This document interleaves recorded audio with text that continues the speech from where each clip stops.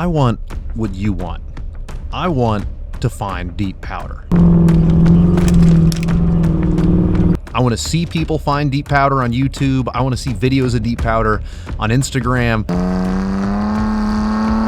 Today, we are going to find deep powder. We're going to go up a route that I just found. It's a 2-track road I found on Onyx, and we're kind of doing a Hail Mary. If there's a gate that's open to access this road, we're going to be able to go like a few thousand feet above snow level. I was looking for adventure, and let's just say that I absolutely found it.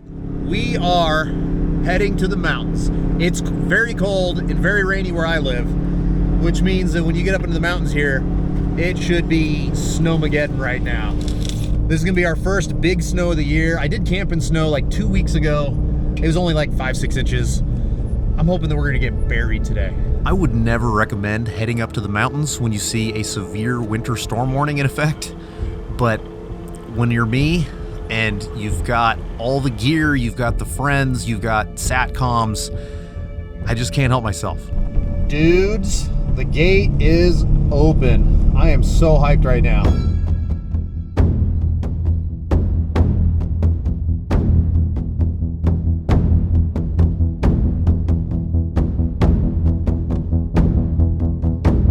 We got into snow immediately, and it was really slushy. You have to get through like this slush layer whenever you're going up in elevation like this.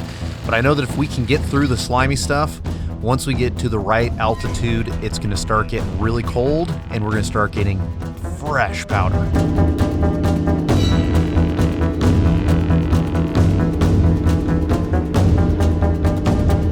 We're at like 3,200 feet, around there, which is like Snoqualmie Pass, and they got chains required up there.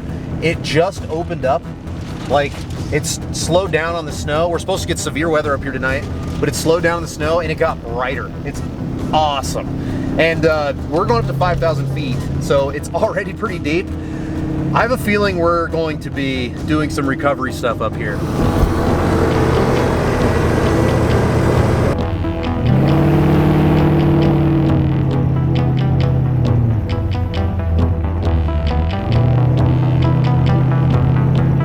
Just put a brand new set of 39s on my Land Rover. My brother is borrowing my Tacoma, also on 39s.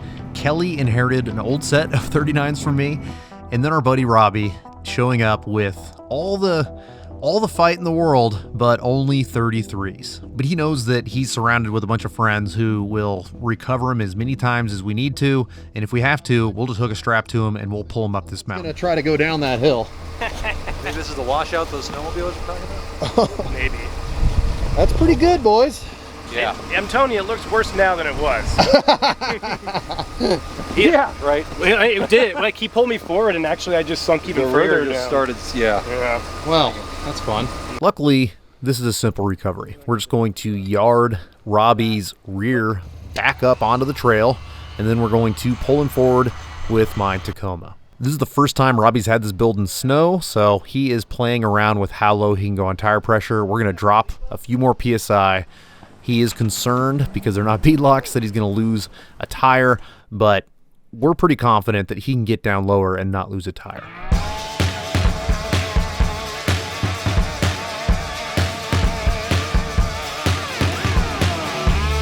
For this being our first real snow trip of the season, the conditions are not disappointing us at all.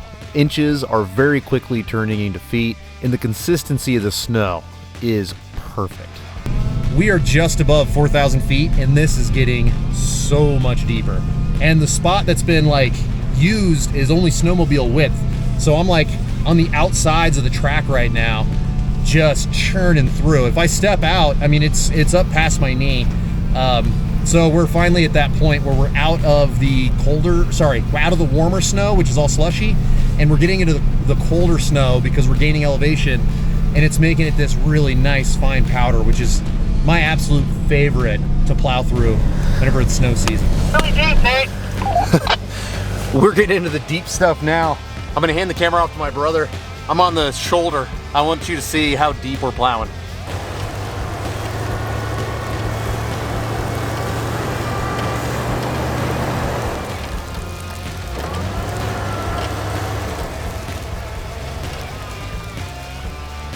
Dr. Pepper and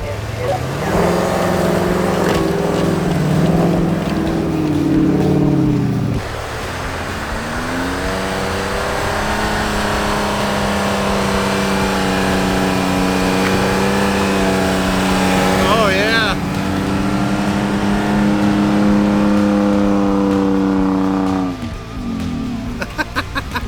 This is the stuff that we wait all year for. We're so pumped that we are the first ones to the fresh powder. And I am testing not a new build to me, but we've got the biggest tires we've ever had on the Disco, and the Disco is the heaviest it's ever been because of a bunch of different things that we've added to it. And when you're trying to push the boundaries, oftentimes you will find them. We're trying to back up to get the Robbie because we're gonna have to hook to him. And I got myself in a little bit of a situation here. I got off course a little bit, and I don't have a whole lot of forward and backward. I'm gonna have to like really work this thing to get, oh, see, these tires still want to bite. Oh man. Okay, let's turn on our lockers and let it eat really slow.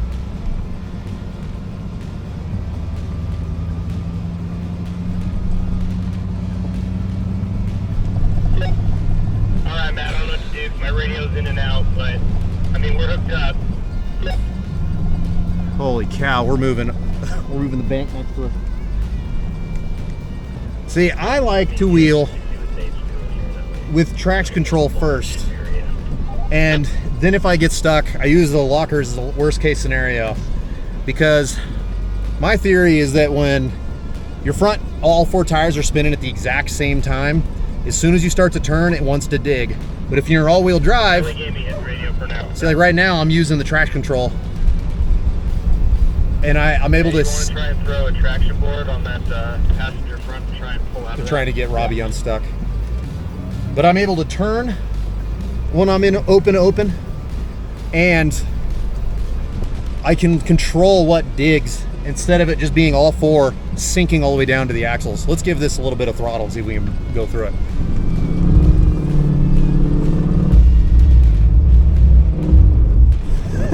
We rub a little bit on these 39s. Now I'm going to do something that I don't normally do in my edits, and I'm going to have a little section here where I want you to hear and feel what I hear and feel. So we're going to have no music, and you're just going to listen to horsepower and snow.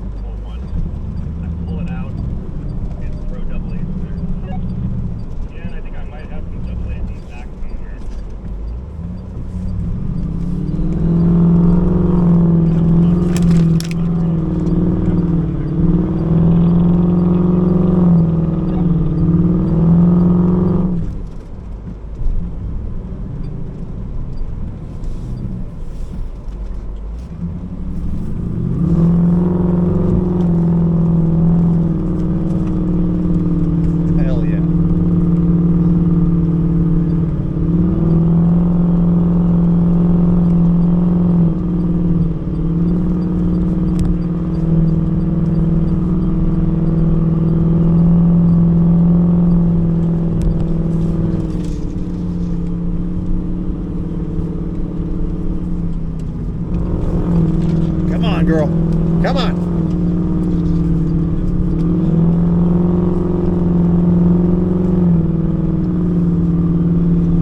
This is getting deep.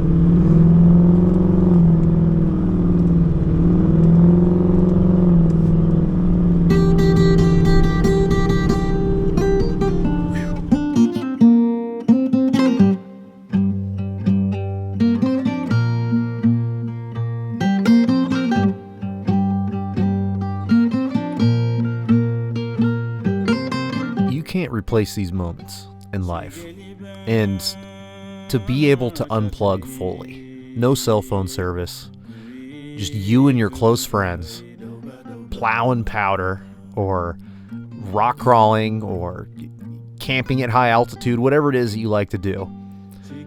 You gotta do more of these in life, because it's just like a complete battery recharge for me when I get out here. And I'm at my happiest. I really am. Just being away from the shop. I love working in the shop, but it is not soul healing in the way that just going out and having fun with your friends. And the most expensive vehicle I own, my brother's driving. I am driving the cheapest one, and I'm still having just as much fun as anybody else. This Land Rover Discovery, I bought it for like $5,000, and I put like 15 or 20 into it over like 5 years. And it's, it's a little outdated in some ways, and it's got a bajillion miles, but I am out here smiling ear to ear, absolutely loving every second of this.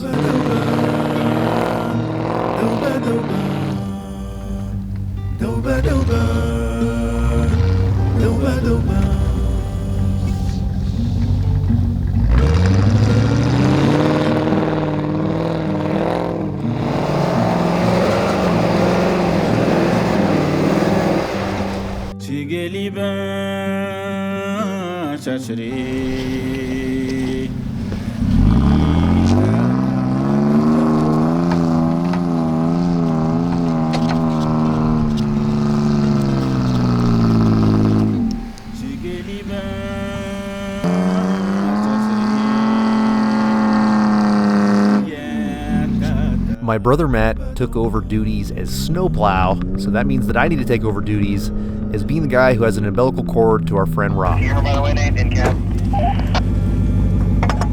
Oh, God. Is it full of snow? Yeah. That stuff gets everywhere. I don't think you need me. This is just for fun. Whew.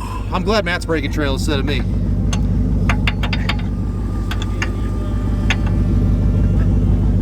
I can't find the hole. You don't say. Why do you have to look at me? Why do you have to look at me dead in the eyes when you say it? It's a completely normal thing to say until there's prolonged eye contact. It's getting late, and by late, I mean it's like 4:15. In the winter here, it gets so dark so early, like unreasonably dark, unreasonably early.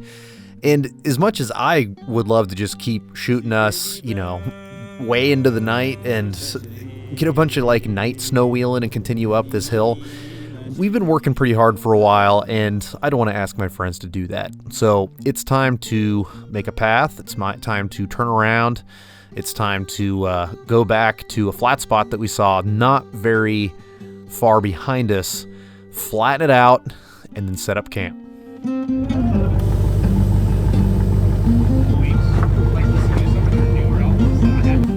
Dude, for snow, it's the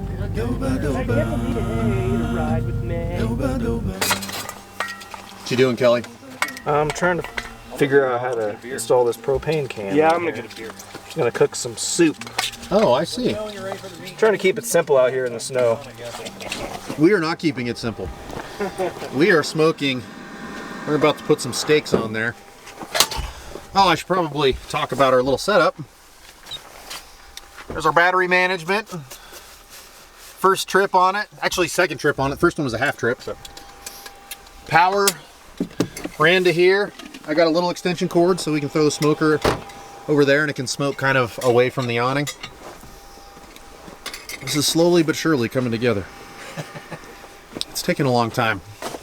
Next step is definitely going to be building some sort of a top over this and some drawers so that I can organize all of my things. But for now, we at least have power, and I'm excited to test out the power in the tent. First night with power in a tent. When the sun goes down at 4, we get tired around 8. So it was an early night, but we had great food and great company. Good morning. This is my cold weather camping setup. This is a insulation that hangs inside of my rooftop tent, and this rooftop tent is already pretty well insulated. It's not drafty at all. But then when you put the insulation up, it really retains heat. I have done diesel heaters. I have tried, Mr. Buddy heaters, all that. And what I have found works the best is just having insulation in your tent. And then I've got a little heater over here I'll show you. See that little guy? That little guy is running all night. We have a ton of battery that we installed underneath this Land Rover. And this heater is only like a 150 watt heater, 100 watt heater. Because our battery is 12 volt, it's the most efficient to just run a 12 volt heater instead of to invert to 110. Plus, in a normal drafty tent, this would not be enough heat. It's just, too much would escape. But when you're holding it in, that is awesome. It makes a huge difference. And it's still running right now. It's been lasting all night long. So I've got the 12 volt coming through the floor. I'm going to add like a USB right onto this one. 12 volt comes through the floor, and then it just tucks next to the mattress. And then on this side, it's the same deal. I've got 110. So this is actually a little 110 heater. I wasn't sure if I was going to get cold last night. And so, as you can see, that just turned on. And now we've got, this is like a 250, I think. But I didn't need it at all. So that's my cold weather setup. I'd like to say that our trip back down to civilization was uneventful, but after we had breakfast, we went on our merry way. I heard a noise. After using a combination of jacks and blocks, we were able to get the tire off and have a good look at something that I did to my airbag that I was not expecting at all. So I've got some gusseting to do to the bracket that the airbag attaches to, but when you consider all the buck and bronco action that I had on this trip, I think it's safe to say that I'm well overdue for some shock tuning. Thanks for hanging out with us. This was a fun day trip. I usually don't shoot these. All my day trips, I don't make videos most of the time. But because it was our first snow, I was excited. I hope you enjoyed our little one-day adventure. Now we're gonna get everything aired back up. We're gonna limp this Land Rover home, and we have another thing to upgrade. So I hope you enjoyed the video, and we'll see you on the next one.